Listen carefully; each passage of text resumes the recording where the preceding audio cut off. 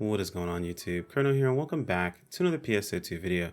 So today is the faded video where I sit down and give my thoughts on Bouncer in the Stia region. So just as a disclaimer, these are my thoughts on the class. I've spent a lot of time talking with friends, which I will reference in just a little bit, but realistically, I'm not claiming to have the end-all be-all knowledge when it comes to the Bouncer class. This is not a guide. I'm just giving you guys my thoughts on what I've experienced, what I've talked about with my friends, and what we've personally tested and seen is more or less what's going on with Bouncer in this region. And also how Bouncer has changed, because it has changed actually quite a bit with the addition of just one skill.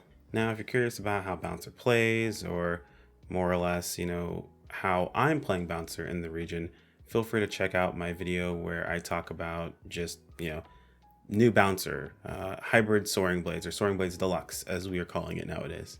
I explain things like the skills, the skill tree that I take, the weapon setup that I'm using, the armor setup that I'm using, and why I'm doing it. So that's definitely a better place to get that information from. Now, I did give a few of my thoughts in that video as well, but it wasn't really everything in even my gripes that I have now with the class, because there are still some. Now, the background footage you're seeing currently is taken from before I set up all of my gear and all my armor, as well as my weapons. So this isn't with the Clophis, this is still with the Obsidia weapon. Along with that, I'm still using my armor set from the previous region. So yes, mastery, but I didn't have the new Addy capsules.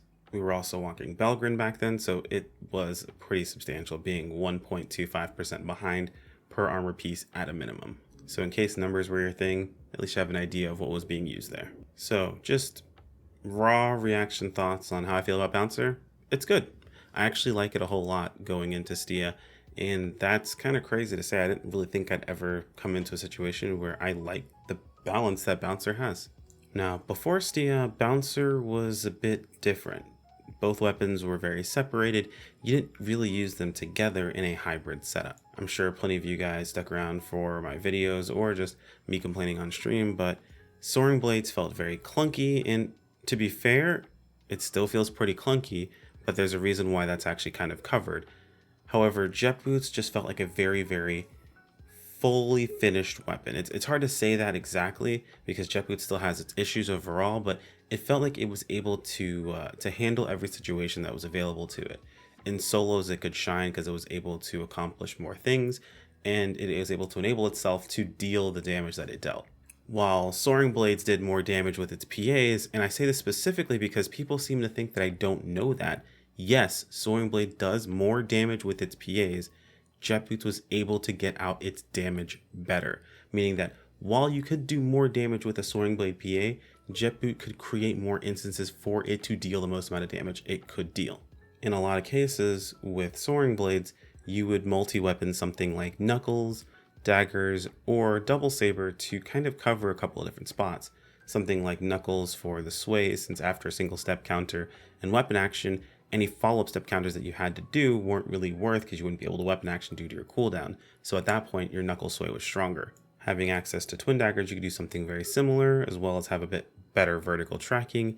And then of course, double saber had the added benefit of if you were in a situation where you were just super low on PP, and you needed to use a PB or a photon blast, it was better to use the double saber photon blast into a, what is that skill called? Yes, I looked it up. Deadly Archer. So it's better to do the PP on double saber into a Deadly Archer to then make sure you get PP back and then go into a different attack with your Soaring Blades than it would have been to just use the actual PB itself and then do nothing afterwards. Well, of course you with normal attack, but again, it was just the worst option. So all of that to say that you had some options, but you had weaker options basically. We essentially had a weapon right there available to us, but using it in a hybrid setup was just weaker overall. And realistically, the Jet Boots, our partner weapon, didn't really need us for anything at all.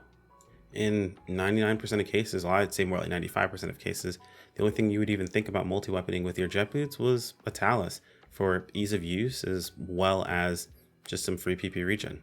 Now, fast forward over to the Stia update. What has changed so drastically now? So with the Stia region, we have this new ability called Special Ability Optimization. The ability reads as follows. The melee weapon potency and technique weapon potency bonuses from your equipped weapon and armor augments are each added up. Then the one that is higher is applied to both your melee and technique weapon potency. Now, if that works as read, essentially it's like doubling your highest potency on two different stats. By doubling, I don't mean stacking, I mean, let's say for example, you have 50% potency in melee and 100% potency in tech.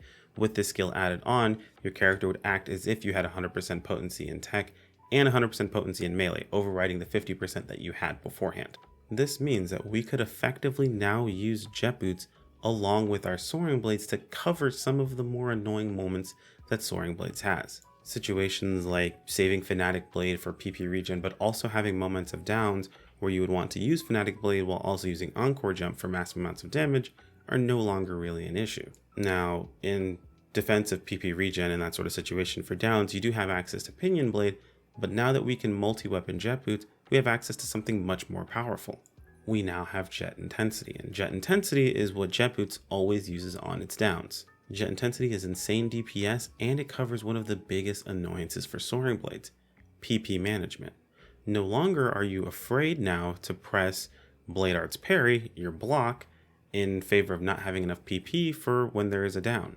Now, if a target is ever downed, as soon as it's downed, you move directly into using your Jet Intensity. And I'm sure there are people out there like, well, before this came out, you could have just augmented hybrid and then done this anyway.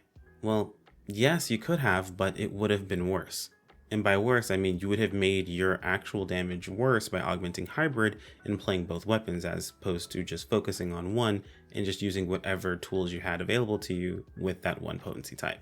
Now that's no longer a conversation with soaring blades. At this point now, because of that ability, whenever you have a down, you go directly into Jet Intensity. And if you don't have a down and you've got a Pinion Blade up, you press Pinion Blade, which is a massive amount of damage, completely invulnerable, and follows your target tracking. And if those two situations don't apply, you're just attacking as normal, step countering, blocking everything that you can possibly to get as much damage as possible.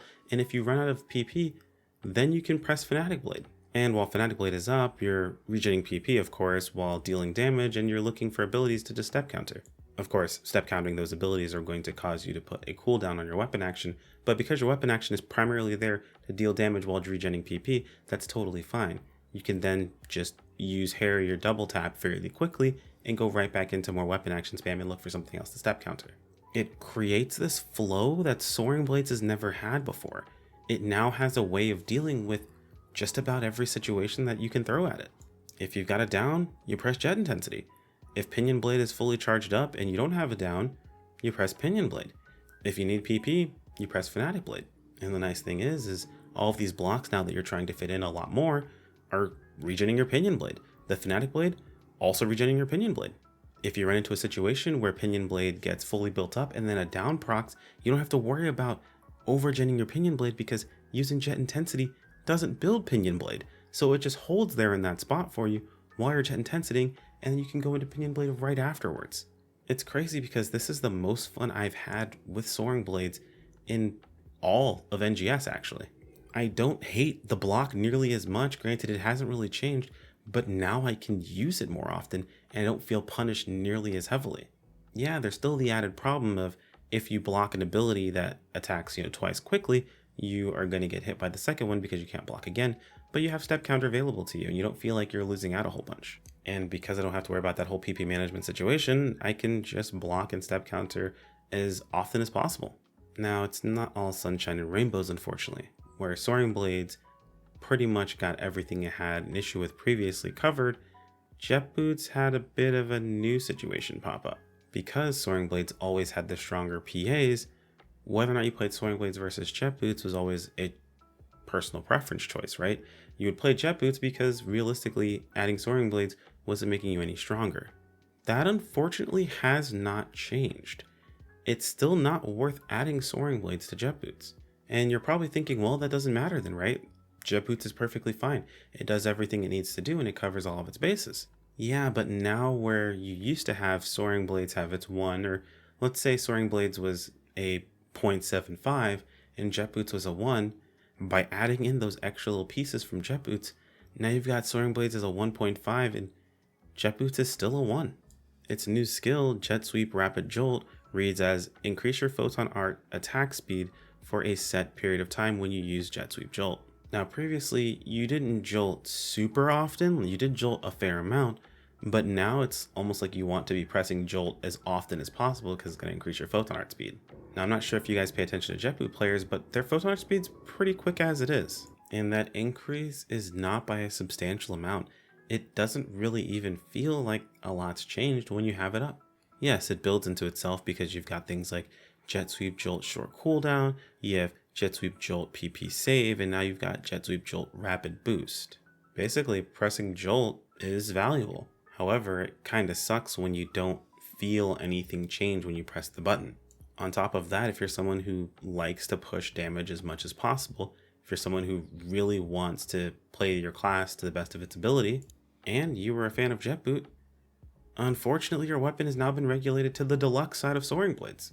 The optimal way to play Jet Boots is to attach them to a pair of Soaring Blades and never use a single Jet Boot PA.